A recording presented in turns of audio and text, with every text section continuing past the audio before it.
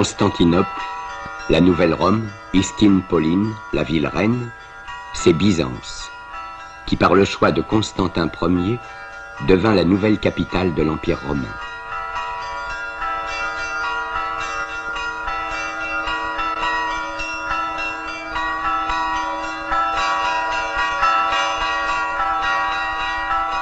Son rayonnement accuse aussi l'affrontement de deux civilisations, celle de l'Orient musulman et celle de l'Orient gréco-latin.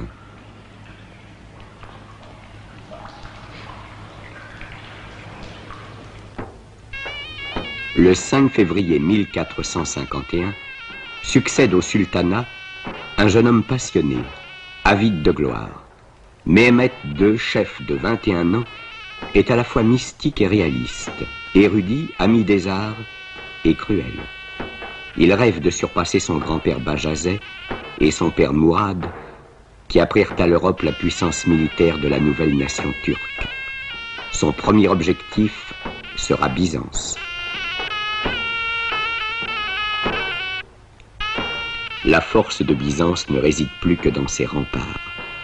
Crénelés, protégés par des fossés, gardés par d'énormes tours rectangulaires, édifiés sur 3 rangs parallèles, complétée et restaurée par chaque empereur, cette enceinte majestueuse réalise à cette époque-là le type achevé de la citadelle imprenable.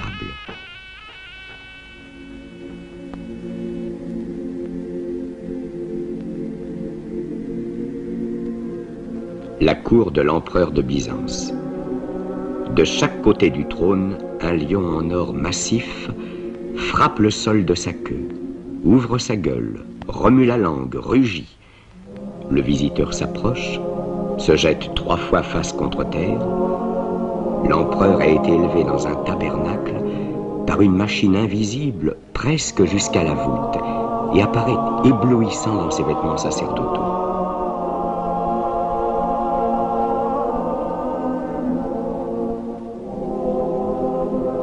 Le faste et le délire s'accroissent pendant le Saint-Office. 30 fêtes religieuses par mois.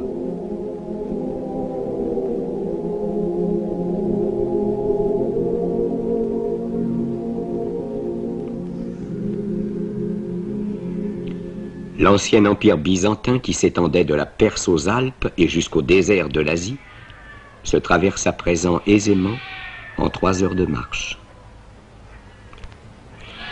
Byzance n'est plus qu'une cité entourant des églises, des palais et un amas de maisons. Pillée par les croisés, décimée par la peste, déchirée par ses querelles théologiques, elle est incapable de se défendre contre un ennemi qui l'enserre depuis longtemps.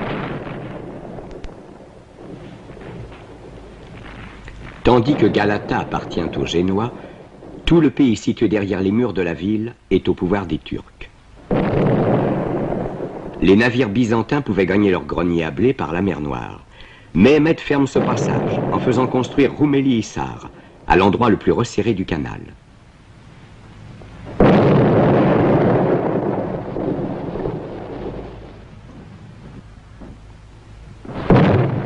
Le 5 avril 1453, une immense armée ottomane inonde la plaine de Byzance. Le sultan, magnifiquement vêtu, chevauche à la tête de ses troupes. Son armée tout entière répète dans la même posture et au même rythme la prière qu'il adresse à Allah. Le siège de la ville a commencé. Le principal obstacle, c'est la Corne d'Or. L'accès est interdit par une chaîne au passage le plus étroit.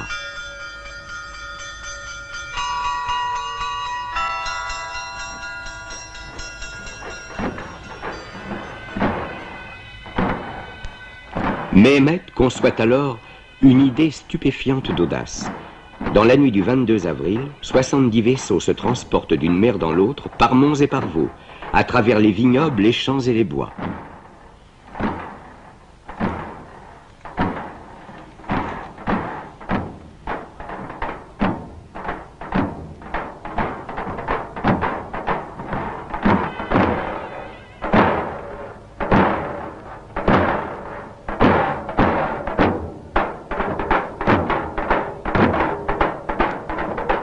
Ce trait de génie a livré au sultan et à son armée toute la Corne d'Or. Le côté faible de la ville se trouve menacé et le cordon déjà insuffisant des défenseurs encore bien élargi. Pas la moindre voile vénitienne n'est en vue dans la mer Égée. Le pape, Venise, Gênes ont abandonné Byzance. Les assiégés ne se leurrent pas. Ils sont 8000 contre 150 000.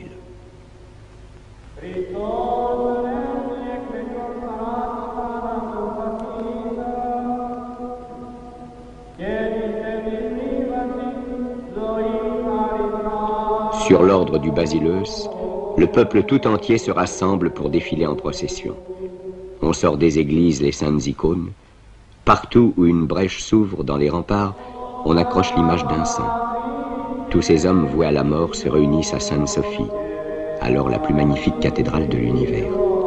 La messe funèbre de l'Empire d'Orient vient d'être célébrée. Derrière les remparts, un peuple angoissé attend le jour et la mort. Allah Allah illallah, Allah Allah illallah, Allah illallah. À 1h du matin, le sultan donne le signal de l'attaque. Au cri de Allah, Allah, illallah, 100 000 hommes se précipitent contre la muraille de Byzance.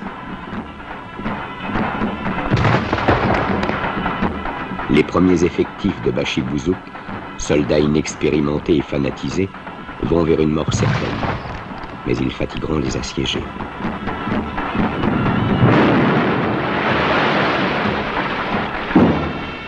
Quand l'aube commence déjà à blanchir, le sultan est obligé de faire donner sa réserve, les janissaires, la fleur de l'armée ottomane.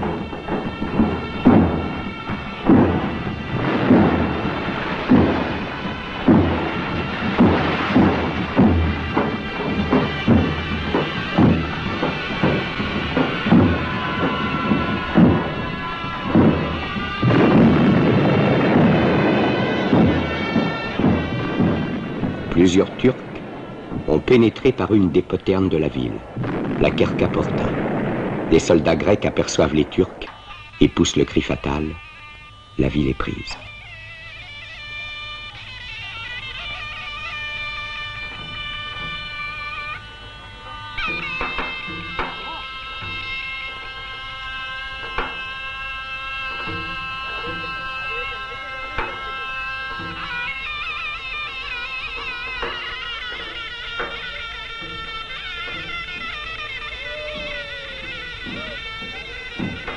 Le vainqueur tient son terrible serment, le sac de Byzance. Il n'entre dans la ville conquise que l'après-midi, une fois le carnage terminé.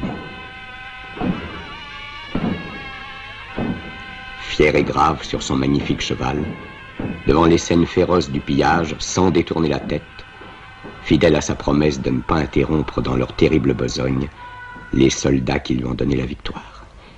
Il se dirige vers la cathédrale, vers le cœur rayonnant de Byzance. Il tient à remercier Allah avant de lui consacrer définitivement cette église. Le lendemain, on démolit les autels, on badigeonne les pieuses mosaïques, et la croix qui dominait Sainte-Sophie s'abat avec un bruit profond.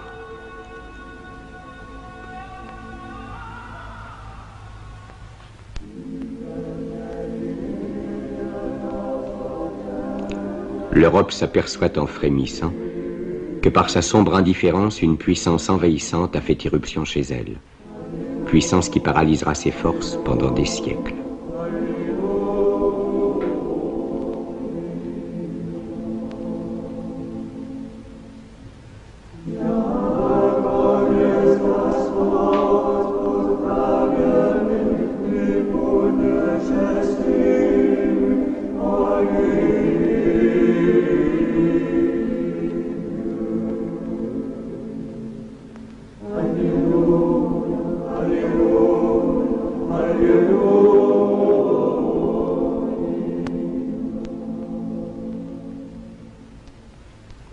Mais dans l'histoire comme dans la vie des hommes, le regret ne répare pas la perte d'un instant. Et 1000 années ne rachètent pas une heure de négligence.